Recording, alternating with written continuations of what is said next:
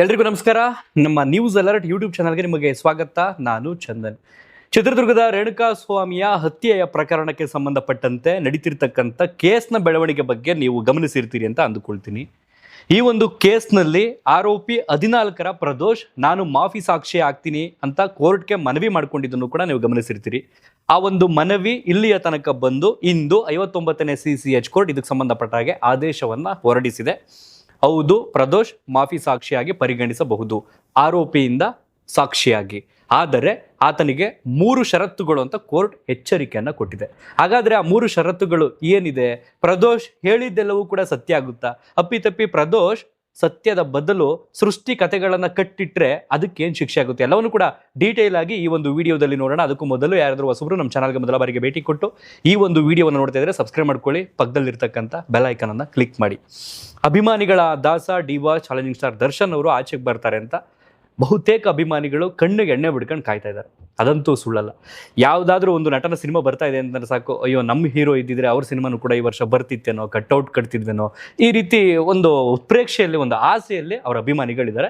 ಅವ್ರ ಅಭಿಮಾನಿಗಳ ಆಸೆ ಪಡ್ತಿರೋದು ಯಾವ ಕಾರಣಕ್ಕೂ ತಪ್ಪಲ್ಲ. ಆದರೆ ಈ ಒಂದು ಪ್ರಕರಣದಲ್ಲಿ ಸತ್ಯ ಏನಿದೆ ಅದು ಹೊರಗಡೆ ಬರೋ ತನಕವೂ ಕೂಡ ನಾವು ತಾಳ್ಮೆಯಿಂದ ಕಾಯಬೇಕಾಗುತ್ತೆ ಆಸೆ ಒಬ್ಬ ಅಭಿಮಾನಿಯಾಗಿ.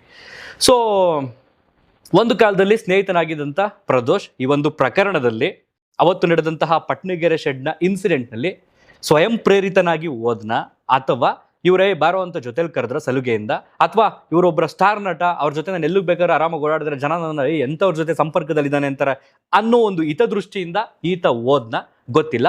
ಅವತ್ತು ಪ್ರಕರಣದಲ್ಲಿ ಈತನೂ ಕೂಡ ಇದ್ದ ಅನ್ನೋ ಕಾರಣಕ್ಕೆ ಇವತ್ತು ಆರೋಪಿ 14ರಾಗಿ ಪ್ರದೋಷ್ನನ್ನ ಅರೆಸ್ಟ್ ಮಾಡಿ ಬಂಧಿಸಿರ್ತಕ್ಕಂಥದ್ದು. ಪ್ರೆಸೆಂಟ್ ಪರಪ್ಪನ ಅಗ್ರಹಾರ ಜೈಲಿನಲ್ಲಿ ಇರ್ತಕ್ಕಂಥದ್ದು. ಈಗ ಅದೇ ಪ್ರದೋಷ್ ನಾನು ಮಾಫಿ ಸಾಕ್ಷಿ ಆಗ್ಬಿಡ್ತೀನಿ ಈ ಒಂದು ಪ್ರಕರಣದಲ್ಲಿ ಅಂದ್ರೆ ಆ ಒಂದು ಸಂದರ್ಭದಲ್ಲಿ ಎಲ್ಲಿಂದ ಶುರುವಾಯಿತು, ನಾನು ಏನೇನನ್ನ ಗಮನಿಸ್ತೆ, ನಾನು ಕಣ್ಣಾರೆ ಏನ್ ಕಂಡಿದ್ದೀನಿ, ಈ ಒಂದು ಪ್ರಕರಣದಲ್ಲಿ ನನ್ನ ಪಾತ್ರ ಏನು, ನಾನು ಏನಾದರೂ ಬೈದ್ನ, ನಾನು ಏನಾದರೂ 2 ಏಟು ಹೊಡೆದ್ನ, ಅಥವಾ ಅವನ ಹತ್ಯೆಗೆ ನಾನು ಕಾರಣನ, ಎಲ್ಲಾ ಸತ್ಯವನ್ನು ಕೂಡ ನಾನು ಹೇಳ್ಬಿಡ್ತೀನಿ ಅಂತ ಅವರ ವಕೀಲರಾದಂಥ ದಿವಾಕರ್ ಅವರ ಮೂಲಕ 59ನೇ CCH ಕೋರ್ಟ್ಗೆ ಒಂದು ಮನವಿ ಪತ್ರವನ್ನು ಸಲ್ಲಿಸಿರ್ತಾರೆ. ಈ ಒಂದು ವಿಚಾರಕ್ಕೆ ಸಂಬಂಧಪಟ್ಟಂಗೆ ನಾನು ಮಾಫಿ ಸಾಕ್ಷಿ ಆಗ್ತೀನಿ ಅಂತ.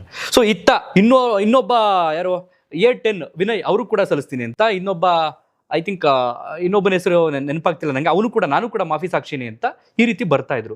ಸೊ ಸಹಜವಾಗಿ ನೋಡೋವಂಥವ್ರಿಗೆ ಹೆಂಗೆ ಅಂದ್ರೆ ಯಾವ ಪ್ರಕರಣದಲ್ಲಿ ಜೊತೆಲಿದ್ದವರು ಇವರೆಲ್ಲ ಏನು ಉಲ್ಟಾ ಹೊಡಿತಿ ನಿಂತಿದ್ದಾರೆ. ಕಾರಣ ಏನು ಅಂತಂದ್ರೆ ಈ ಒಂದು ಕೇಸ್ನ ಪ್ರಭಾವ ಆ ರೀತಿ ಇದೆ. ನಾಳೆ ದಿನ ಏನಾಗುತ್ತೋ, ಫಲಿತಾಂಶ ಏನು ಬರ್ಬೋದು, ತೀರ್ಪು ಈ ಒಂದು ಕೇಸ್ಗೆ ಸಂಬಂಧಪಟ್ಟ ಹಾಗೆ ಅನ್ನುವಂಥ ಒಂದು ಭಯ ಇದೆ. ಇತ್ತೀಚೆಗಷ್ಟೇ ಪ್ರದೋಷ್ ಅವರ ತಂದೆ ಒಂದು 9 ರಿಂದ 10 ತಿಂಗಳ ಹಿಂದೆ ಮೃತಪಡ್ತಾರೆ. ಸೊ ಅವ್ರು ವಕೀಲರು ಹೋಗಿ ಮನವರಿಕೆ ಮಾಡಿದ್ರ, ಫ್ಯಾಮಿಲಿಯವರು ಹೋಗಿ ಮನವರಿಕೆ ಮಾಡಿದ್ರ, ಅಥವಾ ನನ್ನ ಜೀವನ ಪೂರ್ತಿ ಏನಾದ್ರು ಜೈಲಲ್ಲೇ ಕೊಳೆದ್ಬಿಡ್ತೀನಿ ಅನ್ನೋವಂಥ ಒಂದು ಭಯ ಅಥವಾ ಆತಂಕ ಅವನಿಗೆ ವೈಯಕ್ತಿಕವಾಗಿ ಬಂತ ಗೊತ್ತಿಲ್ಲ. ಸೊ ಸ್ವಯಂ ಪ್ರೇರಿತನಾಗಿ ಮಾಡಿದ್ರ, ಅಥವಾ ಫ್ಯಾಮಿಲಿಯವರು ಮಾಡಿಸಿದ್ರ, ಅಥವಾ ವಕೀಲರು ಮಾಡಿಸಿದ್ರ ಗೊತ್ತಿಲ್ಲ. ಆತ ನಾನು ಮಾಫಿ ಸಾಕ್ಷಿ ಇರ್ತೀನಿ ಅಂತ ಹೋಗಿ ಕೋರ್ಟ್ಗೆ ಮನವಿಯನ್ನು ಸಲ್ಲಿಸಿದ್ರು. ಸೊ ಅದಕ್ಕೆ ಸಂಬಂಧಪಟ್ಟ ಹಾಗೆ ಈ ಕಡೆ ನಟ ದರ್ಶನ್ ಅವರ ವಕೀಲರಾದಂಥ ಅಸ್ಮತ್ ಪಾಷಾ ಅವರು ಇಲ್ಲ, ಅದಕ್ಕೆ ಪ್ರತಿರೋಧವನ್ನು ವ್ಯಕ್ತಪಡಿಸಿದ್ರು, ಆಕ್ಷೇಪಣೆಯನ್ನು ಸಲ್ಲಿಸಿದ್ರು. ಸೊ ಕೋರ್ಟ್ ಆಗ ಎಚ್ಚರಿಕೆಯನ್ನು ಕೊಡ್ತು, ಯಾವ ಆರೋಪಿಯೂ ಕೂಡ ಇದಕ್ಕೆ ಸಂಬಂಧಪಟ್ಟ ಹಾಗೆ ಆಕ್ಷೇಪಣೆ ಎತ್ತುವಂತಿಲ್ಲ, ಇದಕ್ಕೆ ಸಂಬಂಧಪಟ್ಟ ಹಾಗೆ ಮುಂದಿನ ದಿನಗಳಲ್ಲಿ ಆದೇಶವನ್ನು ಹೇಳ್ತೀವಿ ಅಂತ ಹೇಳಿತ್ತು. ಅಂದ್ಕೊಂಡಾಗೆ ಇವತ್ತು 25ನೇ ತಾರೀಕು ಆಗಸ್ಟ್ ಆದೇಶವನ್ನು ಹೊರಡಿಸ್ತು. ನೆನ್ನೆನೇ ಹೊರಡಿಸ್ಬೇಕಾಗಿತ್ತು, ನ್ಯಾಯಾಧೀಶರು ಇಲ್ಲದ ಕಾರಣ ಇವತ್ತು ಅದೇ ಆದೇಶವನ್ನು ಹೊರಡಿಸಿದ್ದಾರೆ. ಸೊ 59ನೇ CCH ಕೋರ್ಟ್ನ ನ್ಯಾಯಾಧೀಶರಾದಂಥ ಸುಜಾತ ಮಡಿವಾಳಪ್ಪ ಸಾಮ್ರಾಣಿ ಅಂದ್ರೆ ನ್ಯಾಯಾಧೀಶರು ಇವತ್ತು ಆದೇಶವನ್ನು ಹೊರಡಿಸಿದ್ದಾರೆ. ಸೊ ಮಾಫಿ ಸಾಕ್ಷಿಯಾಗಿ ಈ ಪ್ರದೋಷ್ನನ್ನ ಪರಿಗಣಿಸಬಹುದು ನಾಳೆಯಿಂದ. ಅಂದ್ರೆ ಇನ್ನು ಮುಂದೆ ಈ ಒಂದು ಕೇಸ್ಗೆ ಸಂಬಂಧಪಟ್ಟ ಹಾಗೆ ಆರೋಪಿಯಾಗಿ ಜೈಲಿನಲ್ಲಿ ಕೂತ್ಕೊಂಡು ಅದಕ್ಕೆ ಸಂಬಂಧಪಟ್ಟಾಗ ಏನಾದ್ರು ವಿಚಾರಣೆ ಕರೆದಾಗ ವಿಡಿಯೋ ಕಾನ್ಫರೆನ್ಸ್ ಮೂಲಕ ಮಾತಾಡ್ತಿದ್ರು. ಇನ್ನು ಮುಂದೆ ಇದೇ ವ್ಯಕ್ತಿ ಸಾಕ್ಷಿಯಾಗಿ ಪ್ರತ್ಯೇಕವಾದಂಥ ಕೊಠಡಿಯಲ್ಲಿ ಪ್ರತ್ಯೇಕವಾದಂಥ ವಿಡಿಯೋ ಕಾನ್ಫರೆನ್ಸ್ ಮೂಲಕ ಈ ಒಂದು ಕೇಸ್ಗೆ ಸಂಬಂಧಪಟ್ಟ ಹಾಗೆ ವಾದ ಪ್ರತಿವಾದ ನಡೆಯುವಂಥ ಸಂದರ್ಭದಲ್ಲಿ ಏನಾದ್ರೆ ಕ್ರಾಸ್ ಎಕ್ಸಾಮಿನೇಷನ್ ಇತ್ತು ಅಂತಂದ್ರೆ ಆ ಒಂದು ಸಂದರ್ಭದಲ್ಲಿ ಪ್ರದೋಷ್ ಸಾಕ್ಷಿ ರೂಪದಲ್ಲಿ ಹೇಳಿಕೆಗಳನ್ನು ಕೊಡಬೇಕು. ಆದರೆ ಇದೇ ಪ್ರದೋಷ್ಗೆ 3 ಷರತ್ತುಗಳನ್ನು ಕೋರ್ಟ್ ವಿಧಿಸಿದೆ. ಅಂದ್ರೆ ಹೇಳಿದೆ ಇವತ್ತು ಯಾವ ಕಾರಣಕ್ಕೂ ಈ ಒಂದು ಪ್ರಕರಣ ಏನಿದೆ, ಈ ಒಂದು ಕೇಸ್ ಏನಿದೆ, ಇದು ಅಂತಿಮವಾಗಿ ವಿಚಾರಣೆ ಮುಗಿಯೋವರೆಗೂ, ಅಂದ್ರೆ ಇದು ಒಂದು ಫುಲ್ ಸ್ಟಾಪ್ ಇಡೋ ತನಕನೂ ಕೂಡ ನಿನ್ ಬೇಲ್ಗೆ ಅಪ್ಲೈ ಮಾಡ್ಕೊಂಡು ಆಚೆ ಬರೋಂಗಿಲ್ಲ, ಜೈಲ್ನಲ್ಲೇ ಇರಬೇಕು. ನಿನ್ ಸಾಕ್ಷಿ ಆದ್ರೂ ಆರೋಪಿ ತರ ಯಾವ ತರ ಜೈಲ್ನಲ್ಲಿದ್ದೆ ಅದೇ ತರ ನೀನು ಇದರಲ್ಲೇ ಇರಬೇಕು, ಜೈಲಲ್ಲೇ. ಸೊ ನಿನಗೆ ಪ್ರತ್ಯೇಕವಾಗಿ ಏನಾಗುತ್ತೆ ಅಂತಂದ್ರೆ ಸ್ವಲ್ಪ ಸೆಕ್ಯೂರಿಟಿ ಇರುತ್ತೆ, ಭದ್ರತೆ ಇರುತ್ತೆ. ಯಾಕೆಂತಂದ್ರೆ ಆರೋಪಿಗಳ ಜೊತೆಯಿಂದ ಸಪರೇಟ್ ಆಗಿ ಬಂದಿರ್ತೀಯ, ನಿನ್ನ ಪ್ರಾಣಕ್ಕೂ ಕೂಡ ಭದ್ರತೆ ಇರಬೇಕಾಗುತ್ತಲ್ಲ. ಹಾಗಾಗಿ ಹೆಚ್ಚಿನ ಭದ್ರತೆ ಇರುತ್ತೆ, ಜೊತೆಗೆ ಸಪರೇಟ್ ವಿಡಿಯೋ ಕಾನ್ಫರೆನ್ಸ್ ಕಾಲ್ ಇರುತ್ತೆ ಸಾಕ್ಷಿ ಹೇಳುವಂಥ ಸಂದರ್ಭದಲ್ಲಿ. ಸೊ ಇದಿಷ್ಟು ಭದ್ರತೆ ಇರುತ್ತೆ ಹೊರತುಪಡಿಸಿ ಬೇಲ್ ಕೊಟ್ಟು ಆಚೆ ಏನು ಕರ್ಕೊಂಡು ಬರಲ್ಲ ಈ ವ್ಯಕ್ತಿನ. ಸೊ ಹಾಗಾಗಿ ಮೊದಲ ಷರತ್ತು ಇದು. ಎರಡನೇ ಷರತ್ತು, ನೀನು ಏನು ಗಮನಿಸಿದ್ಯಾ ಅದನ್ನು ಮಾತ್ರ ಹೇಳಬೇಕು. ಎಕ್ಸಾಂಪಲ್, ಇವಾಗ 11 ಗಂಟೆ ರಾತ್ರಿಯಲ್ಲಿ ನಾವು ಆ ಶೆಡ್ಗೆ ಬಂದು ಇಂಥ ಕಾರ್ನಲ್ಲಿ ಬಂದು ಇಂಥ ಸಂದರ್ಭದಲ್ಲಿ ಇಂತಿಂಥವ್ರು ಇದ್ರು, ನೀನು ಏನು ಹೇಳಿರ್ತೀಯ ಅದು ವಿಚಾರಣೆ ಮಾಡಿರ್ತಕ್ಕಂಥ ಅಧಿಕಾರಿಗಳೇನಿರ್ತಾರೆ, ತನಿಖಾಧಿಕಾರಿಗಳು IO, ಅದಕ್ಕೂ ಇದಕ್ಕೂ ಸಾಮ್ಯತೆ ಹೊಂದಾಣಿಕೆ ತಾಳೆ ಆಗಬೇಕು. ಹೌದು, ಈ ಹೇಳ್ತಾ ಇರ್ತಕ್ಕಂಥ ಸತ್ಯ ನಮ್ಮ ರಿಪೋರ್ಟಲ್ಲೂ ಕೂಡ ಅದೇ ಇದೆ ಅನ್ನುವಂಥದ್ದು ಸಾಮ್ಯತೆ ಆಗಬೇಕು. ಸೊ ಅದು ಸಾಕ್ಷಿ ಆಗುತ್ತೆ. ಅಪ್ಪಿತಪ್ಪಿ ಇವನು ಸೃಷ್ಟಿಕತೆ ಕಟ್ಟೋಂಗಿಲ್ಲ. ಮೂರನೇದು, ಈ ಒಂದು ಪ್ರಕರಣದಲ್ಲಿ ಉಳಿದಂತಹ ಆರೋಪಿಗಳೇನಿದ್ದಾರೆ A1 A2, ಎಕ್ಸಾಂಪಲ್ ಈಗ A1 ಪವಿತ್ರ ಗೌಡ, A2 ಒಂದು ನಟ ದರ್ಶನ್ ಅವರು. ಸೊ ಇವರಿಬ್ಬರನ್ನ ಸಿಕ್ಕಾಕಿಸ್ಬೇಕು ಅಥವಾ ಇವರಿಬ್ಬರನ್ನ ಹೇಗಾದ್ರೂ ಮಾಡಿ ತಗ್ಲಾಕ್ಸ್ಬೇಕು ಅನ್ನೋ ಕಾರಣಕ್ಕೆ ಸೃಷ್ಟಿಕತೆಗಳು ಅಂದ್ರೆ ಕಟ್ಟುಕತೆಗಳನ್ನ ಯಾವ ಕಾರಣಕ್ಕೂ ಹೇಳುವಂತಿಲ್ಲ. ವಾಪಸ್ ಏನಾಗುತ್ತೆ ಅಂತಂದ್ರೆ ಸೃಷ್ಟಿಕತೆಗಳನ್ನ ಅಥವಾ ಸುಳ್ಳು ಸಾಕ್ಷಿಗಳನ್ನ ನುಡಿದರೆ ಮಾಫಿ ಸಾಕ್ಷಿ 2 ಆರೋಪಿ ಆಗುತ್ತೆ, ಮತ್ತೆ ಅಕ್ಯೂಸ್ಡ್ ಆಗ್ತಾನೆ, ವಿಚಾರಣೆ ನಡೆಯುವಂತ ಕೈದಿ. ಈಗ ಆರೋಪಿ 2 ಮಾಫಿ ಸಾಕ್ಷಿ ವಾಪಸ್ ಅದೇ ಆಗುತ್ತೆ. ಸೊ ಕಾನೂನು ಏನ್ ಹೇಳುತ್ತೆ ಅಂತಂದ್ರೆ ಇದಕ್ಕೆ ಸಂಬಂಧಪಟ್ಟ true and full disclosure of facts ಅಂತ.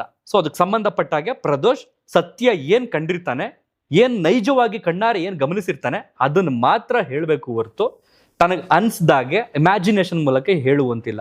ಸೊ ಕೋರ್ಟ್ ಏನ್ ಮಾಡುತ್ತೆ, ಕೋರ್ಟ್ನ ಸಮಯವನ್ನ ಇವನೇನಾದ್ರು ಸುಳ್ಳು ಸಾಕ್ಷಿಗಳ ಮೂಲಕ ಈತ ಅಂತಲ್ಲ, ಬೇರೆ ಯಾವುದೇ ಪ್ರಕರಣ ಆಗಲಿ ಈ ರೀತಿ ಮಾಫಿ ಸಾಕ್ಷಿ ಆದಂಥವ್ರು ಸುಳ್ಳು ಸಾಕ್ಷಿ ಹೇಳಿ ಕೋರ್ಟ್ನ ಸಮಯವನ್ನ ಹಾಳು ಮಾಡಿ ಯಾವುದೋ ಒಂದು ವೇನಲ್ಲಿ ಹೋಗ್ತಾ ಇರುತ್ತೆ, ಅದಕ್ಕೆ ಸಂಬಂಧಪಟ್ಟಂಗೆ ವಿಚಾರಣೆ, ವಾದ ವಿವಾದ ಇವೆಲ್ಲವೂ ಕೂಡ.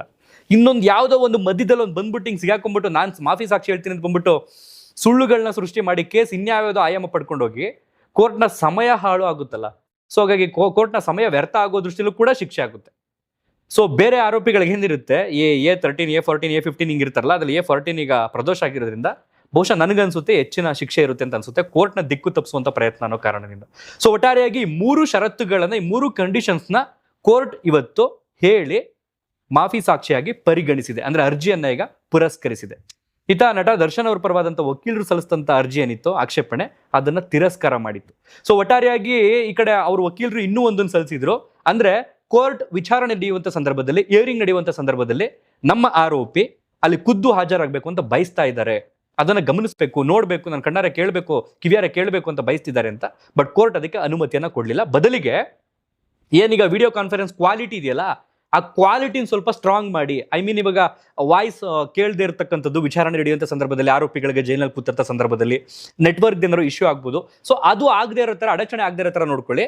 ಆರೋಪಿಗಳಿಗೆ ಏನು ಇಲ್ಲಿ ವಿಡಿಯೋ ಕಾನ್ಫರೆನ್ಸ್ ಮೂಲಕ ವಿಚಾರಣೆ ನಡೆಯುವಂಥ ಸಂದರ್ಭದಲ್ಲಿ ಕೋರ್ಟ್ ಹಾಲ್ನಲ್ಲಿ ವೀಕ್ಷಣೆ ಮಾಡ್ತಾ ಇರ್ತಾರೆ, ಅದು ಅವ್ರಿಗೆ ಸರಾಗವಾಗಿ ಕೇಳೋ ರೀತಿ, ಸರಾಗವಾಗಿ ನೋಡೋ ರೀತಿ ಟೆಕ್ನಿಕಲಿ ಅದನ್ನು ಅಪ್ಗ್ರೇಡ್ ಮಾಡಿ ಆದಷ್ಟು ಮಾಡ್ಬೋದು ಹೊರತು ಯಾವ ಕಾರಣಕ್ಕೂ ಆರೋಪಿನ ಅಲ್ಲಿಂದ ಇಲ್ಲಿಗೆ ಕರ್ಕೊಂಡು ಓಡಾಡುವಂಥದ್ದು ಕಷ್ಟ ಆಗುತ್ತೆ, ಭದ್ರತೆಯ ದೃಷ್ಟಿಯಿಂದ ಯಾವ ಕಾರಣಕ್ಕೂ ಇಲ್ಲ ಅಂತ ಕೋರ್ಟ್ ಅವತ್ತೇ ಕಡ್ಡಿ ತುಂಡು ಮಾಡ್ದಂಗೆ ಹೇಳ್ಬಿಟ್ಟಿದೆ. ಒಟ್ಟಾರೆಯಾಗಿ ಅಭಿಮಾನಿಗಳು ಕಾಯ್ತಾ ಇದ್ದಾರೆ. ನಾನು ಆಲ್ರೆಡಿ ಹೇಳ್ದಾಗೆ ಸುಪ್ರೀಂ ಕೋರ್ಟೇ ಹೇಳಿದೆ, ಮೇ 2027 ತನಕ ನೀವು ಜಾಮೀನು ಅರ್ಜಿಗೆ ಸಲ್ಲಿಸಲೇಬೇಡಿ. ಇದಕ್ಕೆ ಸಂಬಂಧಪಟ್ಟಂಗೆ ಫಾಸ್ಟ್ ಟ್ರ್ಯಾಕ್ ಕೋರ್ಟ್, ತ್ವರಿತಗತಿಯ ನ್ಯಾಯಾಲಯ ಇರೋದ್ರಿಂದ ವಾರದಲ್ಲಿ ಒಂದಿಷ್ಟು ದಿನ ಅಂತ ಬೇಗ ವಿಚಾರಣೆ ನಡೆಯುತ್ತೆ. ಒಂದು ಕೇಸ್ಗೆ ಒಂದು 60 70 ಸಾಕ್ಷಿಗಳನ್ನ ಮೆನ್ಷನ್ ಮಾಡಿ, ಇದಿಷ್ಟು ಸಾಕ್ಷಿಗಳಲ್ಲಿ ವಿಚಾರಣೆ ಆಗಲೇ ಇಲ್ಲ ಅಂದಾಕ್ಷಣ, ವಿಚಾರಣೆ ಇಲ್ಲ ಅಂತಂದಾಗ ನಾವು ಜಾಮೀನು ಕೊಡಬೇಕಾ ಬೇಡವಾ ಅಂತ ಯೋಚನೆ ಮಾಡ್ತೀವಿ, ಅದಾದ್ಮೇಲೆ ನೋಡೋಣ, ಅಲ್ಲಿ ತನಕ ನೀವು ಅಪ್ಲೈನೇ ಮಾಡಬೇಡಿ ಅಂತ ಹೇಳ್ಬಿಟ್ಟಿದೆ. ಸೊ ಹಾಗಾಗಿ ಮೇ 2027 ತನಕ ಈ ಕಡೆ ಯಾವ ಕಾರಣಕ್ಕೂ ಜಾಮೀನಿಗೆ ಅಪ್ಲೈ ಮಾಡೋದಿಲ್ಲ ಅಂತ ಅನ್ಕೊಂಡಿದ್ದೀನಿ. ಒಟ್ಟಾರೆಯಾಗಿ ಈ ಒಂದು ಪ್ರಕರಣದಲ್ಲಿ ಈಗ ಪ್ರದೋಷ್ ಮಾಫಿ ಸಾಕ್ಷಿ ಆಗಿರ್ತಕ್ಕಂಥದ್ದು ನಟ ದರ್ಶನ್ ಅವರಿಗೀಗ ಪ್ರದೋಷ ಕಂಟಕ ಅಂತ ಆಗ್ತಿದೆ. ಸೊ ಈ ಕಡೆ ಸ್ಟೋನಿ ಬ್ರೂಕ್ಸ್ನ ವಿನಯ್, ಅಂದ್ರೆ ಈ ಒಂದು ಪ್ರಕರಣದಲ್ಲಿ A10 ಆರೋಪಿ ಆಗಿರ್ತಕ್ಕಂಥ ವಿನಯ್ ಅವರು ಕೂಡ ಈಗ ಮಾಫಿ ಸಾಕ್ಷಿ ಆಗ್ತೀನಿ ಅಂತ ಬಯಸಿದ್ದಾರಂತೆ. ಅದು ಕೂಡ ಸುದ್ದಿ ವದಂತಿಯಾಗಿ ಹಬ್ಕೊಂಡಿದೆ, ಅದು ವಾಸ್ತವದಲ್ಲಿ ನಿಜವೋ ಸುಳ್ಳೋ ಗೊತ್ತಿಲ್ಲ. ಸೊ ಈಗ ಕೋರ್ಟ್ ಇದನ್ನ ಪರಿಗಣಿಸೋದ್ರಿಂದ ಮುಂದಿನ ಆರೋಪಿಗಳ ಅವಶ್ಯಕತೆ ಇಲ್ಲ ಅಂತ ಅನ್ಸುತ್ತೆ, ಅಥವಾ ಇಲ್ಲ ಇವನನ್ನು ಕೂಡ ಗಣನೆಗೆ ತಗೊಳ್ಳೋಣ, ಸಾಮ್ಯತೆ ಆಗುತ್ತೆ ಇವರಿಬ್ಬರು ಹೇಳಿಕೆಗಳು ಅನ್ನೋದ್ರಲ್ಲೂ ಕೂಡ ಕಾದು ನೋಡ್ಬೇಕಾಗುತ್ತೆ ಏನಾಗುತ್ತೆ ಅನ್ನೋಂಥದ್ದು ಮುಂದಿನ ದಿನದಲ್ಲಿ ಈ ಒಂದು ಕೇಸ್ನ ಬೆಳವಣಿಗೆ.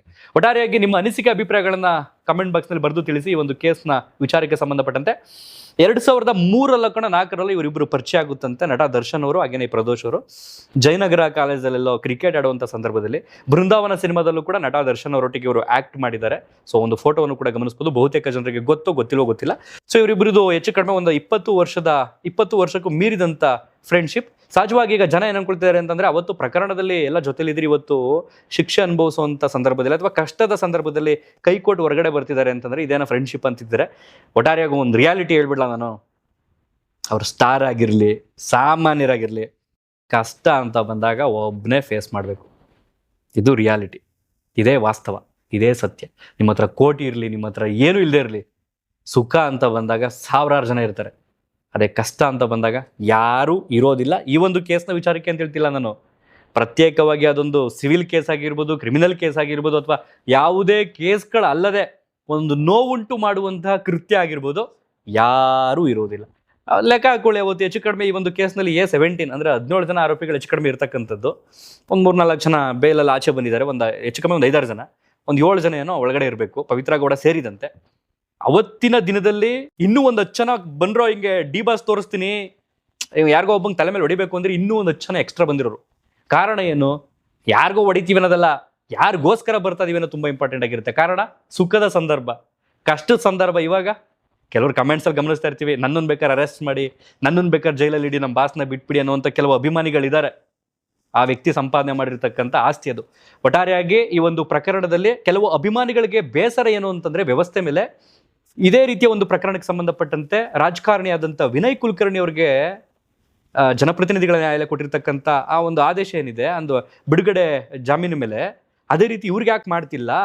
ಬಹುಶಃ ಇದರಲ್ಲಿ ಏನಾರು ರಾಜಕೀಯವಾಗಿ ಏನಾರು ಪ್ರೇರಿತನ, ಏನಾದ್ರು ಫೋರ್ಸ್ ಆಗ್ತಿದ್ಯಾ, ಈ ವ್ಯಕ್ತಿನ ಜೈಲಿನಲ್ಲೇ ಕೊಳಿಸ್ಬೇಕು, ಇಲ್ಲೇ ಇಟ್ಬಿಡ್ಬೇಕು ಅನ್ನೋಂಥ ಏನಾದ್ರು ಪಿತೂರಿ ನಡೀತಿದ್ಯಾ ಅನ್ನೋಂಥ ಒಂದು ಆತಂಕ ಅಭಿಮಾನಿಗಳಲ್ಲಿ ಕಾಡ್ತಾ ಇದೆ. ಹಾಗಾಗಿ ಓದ್ ಕಡೆ ಎಲ್ಲವೂ ಕೂಡ ಆತಂಕವನ್ನು ಅಭಿಮಾನಿಗಳು ಜೈ ಡಿ ಬಾಸ್ ಅಂತ ತೋರಿಸ್ಕೊಳ್ತಾ ಇದ್ದಾರೆ. ಯಾರು ಸರಿ ಯಾರು ತಪ್ಪು ಒಂದು ಅರ್ಥ ಆಗ್ತಿಲ್ಲ. ಒಟ್ಟಾರೆಯಾಗಿ ಆಸ್ ಎ ಒಬ್ಬ ಅಭಿಮಾನಿಯಾಗಿ ನನ್ನ ಉದ್ದೇಶ ಅಥವಾ ನನ್ನ ಕೊನೆ ಮಾತೇನು ಅಂತಂದರೆ, ಈ ಒಂದು ಪ್ರಕರಣದಲ್ಲಿ ತಪ್ಪಾಗಿದೆಯಾ, ಈ ಒಂದು ಪ್ರಕರಣದಲ್ಲಿ ರಿಯಾಲಿಟಿಯಲ್ಲಿ ಆಗಿದೆಯಾ, ಅದಕ್ಕೆ ಸಂಬಂಧಪಟ್ಟಾಗ ಶಿಕ್ಷೆ ಅನ್ನುವಂಥದ್ದು ಕಾನೂನು ಚೌಕಟ್ಟಿದೆ. ಅದನ್ನು ಮೀರಿಸಿದ ಯಾವುದೂ ಅಲ್ಲ, ಅದನ್ನು ಮೀರಿದ್ದೇನು ಇಲ್ಲ. ಸರ್ವರಿಗೂ ಒಂದೇ ಕಾನೂನು, ಸಮಾನತೆ ಅನ್ನುವಂಥದ್ದು, ಈಕ್ವಾಲಿಟಿ ಅನ್ನುವಂಥದ್ದು, ಸಂವಿಧಾನ ಅನ್ನುವಂಥದ್ದು. ಹಾಗಾಗಿ ಅದನ್ನು ಮೀರಿ ನಾವು ಅಯ್ಯೋ ನಾನು ಹೆಂಗೆ ಹಿಂಗೆ ಏನು ಹೇಳೋದಕ್ಕಾಗಲ್ಲ. ಇಲ್ಲ ತಪ್ಪು ಮಾಡಿಲ್ವಾ, ಇದಕ್ಕೆ ಸಂಬಂಧಪಟ್ಟಂಗೆ ವಿಚಾರಣೆ ನಡೆಯುತ್ತಾ, ವಿಚಾರಣೆ ನಡೆದು ಹೌದು ಆರೋಪಿ ಅದಕ್ಕೆ ಸಂಬಂಧಪಟ್ಟಂಗೆ ಬೇಲ್ನಲ್ಲಿ ಆಚೆ ಕಳಿಸ್ಬೋದು ಅನ್ನೋದಾಗುತ್ತಾ, ಅದನ್ನು ಅಕ್ಸೆಪ್ಟ್ ಮಾಡ್ಕೊಳ್ಳೋಣ. ಇದಿಷ್ಟೇ ಹೇಳ್ತಾ ಈ ಒಂದು ವಿಡಿಯೋನಲ್ಲಿ ಮುಗಿಸ್ತಾ ಇದ್ದೀನಿ. ಇನ್ನು ಕೆಲವರಿಗೆ ತುಂಬ ಖುಷಿ ಇದೆ ಈ ವ್ಯಕ್ತಿ ಒಳಗಡೆ ಇರ್ತಕ್ಕಂಥದ್ದು, ಅದು ಯಾಕೆ ಅಂತ ನನಗಂತೂ ಗೊತ್ತಿಲ್ಲ. ಒಟ್ಟಾರೆಯಾಗಿ ನಾವು ಇನ್ನೊಬ್ಬರು ನೋವಲ್ಲಿ ಸಂಭ್ರಮ ಪಡುವಂಥದ್ದು ಏನೂ ಇಲ್ಲ. ಆ್ಯಂಡ್ ಇನ್ನೊಂದೇನು ಅಂತಂದರೆ, ಈ ಒಂದು ಪ್ರಕರಣದಲ್ಲಿ ನಾನು ರೇಣುಕಾಸ್ವಾಮಿ ಪರವಾಗಂತೂ ಯಾವ ಕಾರಣಕ್ಕಿಲ್ಲ, ಆತನ ಪತ್ನಿಯ ಪರವಾಗಿ ನಾನಿದ್ದೀನಿ ಈ ಒಂದು ಕೇಸ್ನಲ್ಲಿ. ಆಸ್ ಎ ಒಬ್ಬ ಅಭಿಮಾನಿ ಆಗಿರ್ಬೋದು ಈ ಕಡೆ, ಆದರೆ ಈ ಕಡೆ ಹತ್ಯೆ ಆದ್ನಲ್ಲ, ಆತನ ಪತ್ನಿಯ ಪರವಾಗಿ ನಾನಿದ್ದೀನಿ. ಕಾರಣ ಏನಂದರೆ, ತುಂಬು ಗರ್ಭಿಣಿ ಪಾಪ ಎಮ್ಮ ಏನು ಮಾಡಿತ್ತು ಈ ಮಧ್ಯದ ಕಾಂಟ್ರವರ್ಸಿಯಲ್ಲಿ. ನನಗೆ ಅದೊಂದು ನೋವಂತೂ ತುಂಬ ಇದೆಯಪ್ಪ. ಆಸ್ ಎ ಒಬ್ಬ ಅಭಿಮಾನಿ ಆಗಿರ್ಬೋದು, ನನ್ನ ಮನುಷ್ಯತ್ವದ ಪ್ರಕಾರ ಬರೋದಾದರೆ ನಾನು ಆಕೆ ಇದಾರಲ್ಲ ಆಕೆ ಪರವಾಗಿನೇ. ಕಾರಣ ಏನು ಅಂತಂದರೆ, ಆ ಎಮ್ಮ ಏನು ಮಾಡಿರುತ್ತೆ ಮಧ್ಯದಲ್ಲಿ, ತುಂಬ ಗರ್ಭಿಣಿ, 6 ತಿಂಗಳು 7 ತಿಂಗಳು ಪ್ರೆಗ್ನೆಂಟ್ ಲೇಡಿ. ಇವನು ಈಗ ಆ ಇಡಿಯಟ್ ಮಾಡ್ಕೊಂಡಂಥ ಘನದಾರಿ ಕೆಲಸಕ್ಕೆ ಕೈ ಮೀರಿ ಏನೇನಾಯಿತೋ, ಇಂಟೆನ್ಷನಲ್ಲೇ ಆಯಿತೋ ಅಥವಾ ಅದು ಅರಿವಿಲ್ಲದೆ ಆಯಿತೋ ಗೊತ್ತಿಲ್ಲ, ಇವತ್ತು ಅನುಭವಿಸುವಂಥ ಪರಿಸ್ಥಿತಿ ಬಂದೈತೆ. ಅದಕ್ಕೆ ಹೇಳುವಂಥದ್ದು, ನಮ್ಮ ಹಿರಿಯರು ಉಗ್ರಲ್ಲಿ ಹೋಗೋದಕ್ಕೆ ಕೊಡ್ಲಿ ಬೇಡ, ಬಟ್ ನಡೆಯೋ ಮನ್ಸ ಎಡುವ ಸಹಜ. ಬಟ್ ತಪ್ಪಾಗಿದ್ರೆ ಅದಕ್ಕೆ ಸಂಬಂಧಪಟ್ಟಂಗೆ ನ್ಯಾಯಾಲಯ ಇದೆ, ಕಾನೂನಿದೆ, ಕಾನೂನಿನ ಚೌಕಟ್ಟಿದೆ, ಅದನ್ನು ರೆಸ್ಪೆಕ್ಟ್ ಮಾಡೋಣ. ತಪ್ಪು ಮಾಡಿಲ್ವಾ, ಅದಕ್ಕೆ ಸಂಬಂಧಪಟ್ಟಂಗೆ ವಿಚಾರಣೆ ಆಗುತ್ತೆ, ಆಚೆ ಬರ್ತಾರ, ಅದನ್ನು ರೆಸ್ಪೆಕ್ಟ್ ಮಾಡೋಣ. ಇದಿಷ್ಟೇ ಹೇಳ್ತಾ ಈ ಒಂದು ವಿಡಿಯೋದಲ್ಲಿ ಮುಗಿಸ್ತಾ ಇದ್ದೀನಿ. ಮತ್ತೊಂದು ವಿಡಿಯೋದಲ್ಲಿ ಸಿಗೋಣ. ಧನ್ಯವಾದ. Thank you.